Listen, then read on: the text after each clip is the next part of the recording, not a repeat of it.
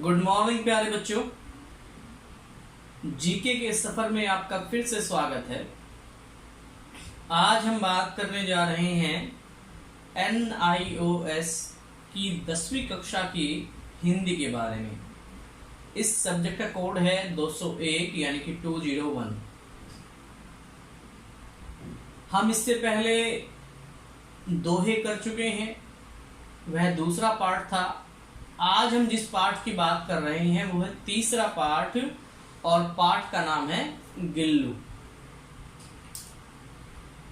गिल्लू एक रेखा चित्र है और इस रेखा चित्र को महाकवि महादेवी वर्मा जी ने लिखा है।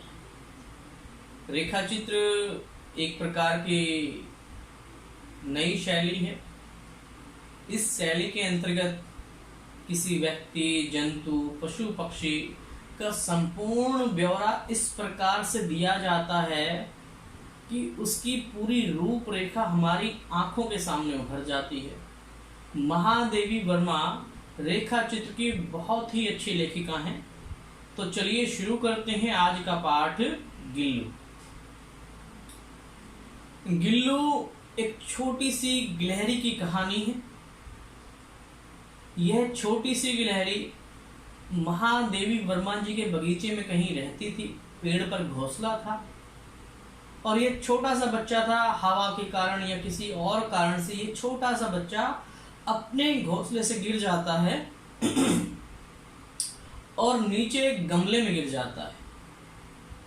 वहीं गमले में दो कौवे हैं जो इसे चोंच मार मार कर अपना आहार यानी कि अपना भोजन बनाना चाहते हैं।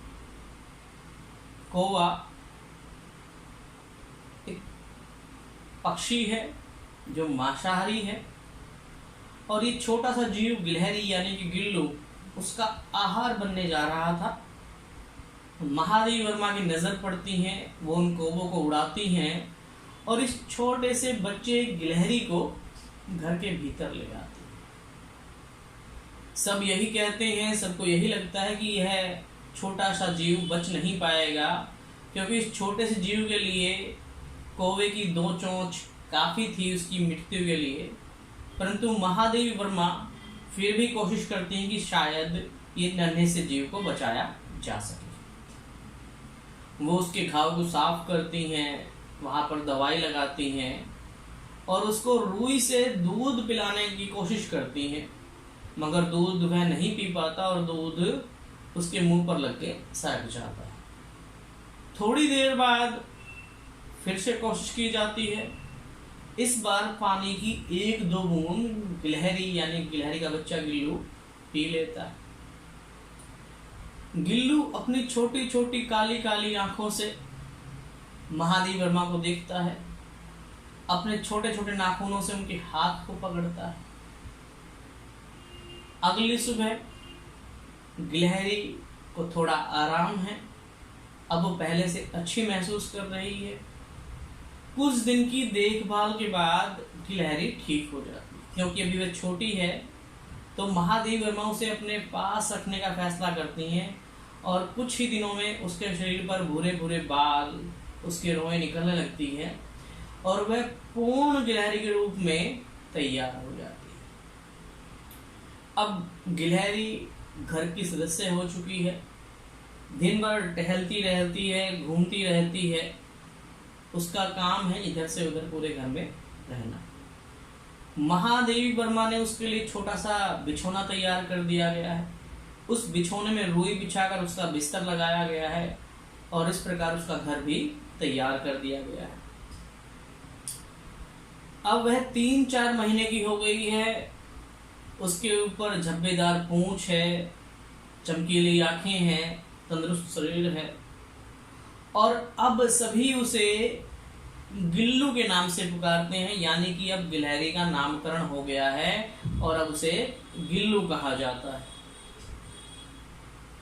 गिल्लू बहुत ही समझदार है। वह महादेवी वर्मा के एक एक काम को बहुत ध्यान से देखता है, उस पर नजर रखता है और कई बार वो अपना ध्यान खींचने के लिए, महादेवी वर्मा को तंग करने के लिए, उन्हें शरारत करने के लिए, खेलने के लिए उन्हें कई प्रकार से आकर्षित करता है।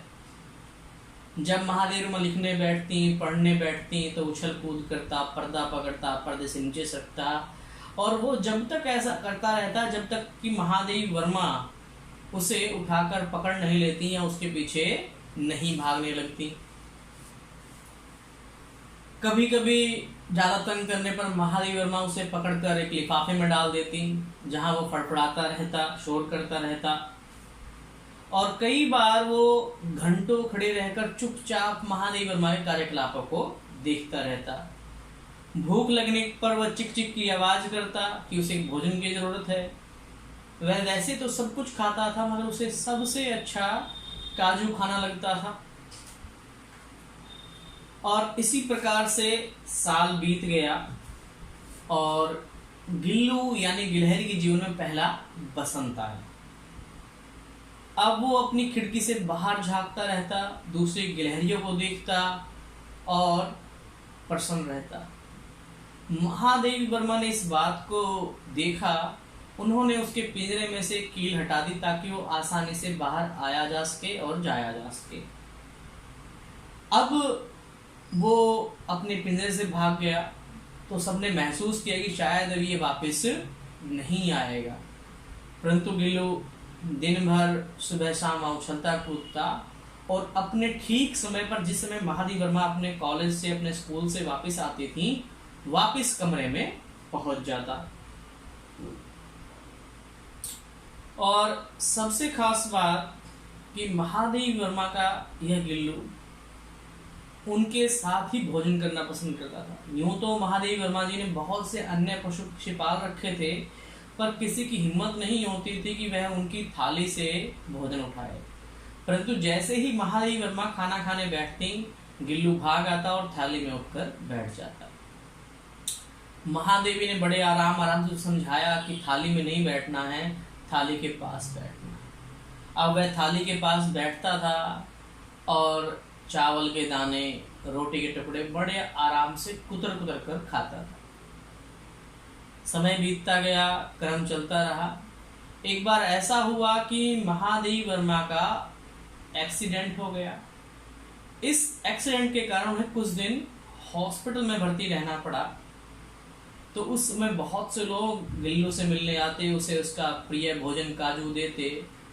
परंतु जब तक महादेवी वर्मा हॉस्पिटल से नहीं आई, उसने ना बराबर खाना खाया और जो उसका प्रिय भोजन था काजू, उसको भी उसने ना के बराबर ही खाया।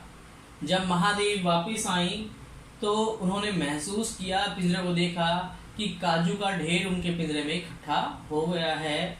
तो महादेवी ने महसूस किया कि उसकी अनुपस्थिति में, उसके दुख में, उसने भोजन भी सही से नहीं किया है, काजू भी नहीं खाए।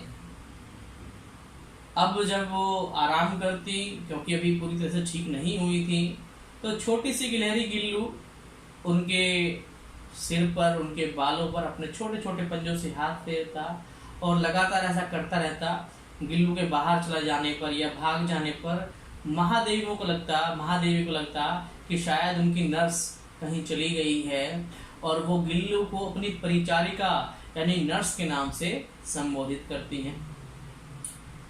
थोड़े समय के पश्चात महादेवी ने महसूस किया कि अब गिलहरी कमजोर हो रही है, क्योंकि गिलहरी बहुत छोटा जीव है और उसका जीवन बहुत थोड़ा होता है। इसकी आयु मात्र 2 वर्ष की होती है और अब लगभग उसका समय पूरा हो चुका है। रात को महादेवी महसूस करती हैं कि उसका शरीर पूरा ठंडा पड़ चुका है। महादेवी के हाथ लगाने पर उसने फिर से महादेवी के हाथों को अपने पंजों से पकड़ा, जैसे जब वो जख्मी हाथ में मिला था उस समय पकड़ा था। महादेवी को लगता है कि शायद कमरा गर्म किया जाए। वो अपने घर का हीटर जलाती हैं ताकि कमरा गर्म हो जाए, परंतु कोई राहत नहीं मिलती। और अगली सुबह सूर्य की पहली किरण के साथ ही गिल्लू की सांसें उखड़ जाती हैं और गिल्लू की मौत हो जाती है। इस प्रकार एक छोटी सी कहानी थी गिल्लू की, यानी कि गिलहरी की एक छोटा सा बच्चा, किस प्रकार से वो जख्मी हाथ में महादेवी को मिला, किस प्रकार से महादेवी ने उनकी जान बचाई, किस प्रकार से वह गिलहरी छुप पूरे घर में उछल कूद मचाती थी उसका प्रिय भोजन क्या था, और किस प्रकार से महादेवी के जख्मी होने पर उसकी उन्होंने सेवा की, और किस प्रकार से अंत में गिल्लू की मौत हो गई। ये छोटी सी कहानी है परंतु बहुत ही ज़्यादा अच्छी है, बहुत प्यारी कहानी है। इसे आप ज़रूर अपने पाठ्य पुस्तक से पूरा पढ़ें और महसूस करें कि एक इंसान और एक जानवर के बीच में क्या प्रेम होता है, एक जीव किस प्रकार से अपने इंसान से प्यार करता है। ये एक आत्मीय रिश्ता है, यह बहुत ही इम्पोर्टेंट है और इसमें से अक्सर प्रश्न पूछे जाते हैं। इसमें से एक प्रश्न तो यह बनता है कि महादेवी वर्मा को गिल्लू कहाँ मिला था, गिल्लू जख्मी कैसे हुआ था, महादेवी वर्मा ने गिल्लू की जान कैसे बचाई, और गिल्लू ने महादेवी के एक्सीडेंट होने पर किस प्रकार से उनकी सेवा की। इस प्रकार कई प्रश्न बनते हैं जिसका संबंध गिल्लू और महादेवी वर्मा से। मैं उम्मीद करता हूं कि आपको ये छोटा सा रेखा चित्र गिल्लू समझ आ गया होगा और अब आपको कोई परेशानी नहीं होगी इस वीडियो को देखने के बाद कि गिल्लू क्या है, गिल्लू की कहानी क्या है। तो प्यारे विद्यार्थियों, आज के लिए इतना ही। आशा करता हूं कि आप वीडियो को पसंद करेंगे, लाइक करेंगे, शेयर करेंगे, सब्सक्राइब करेंगे। धन्यवाद।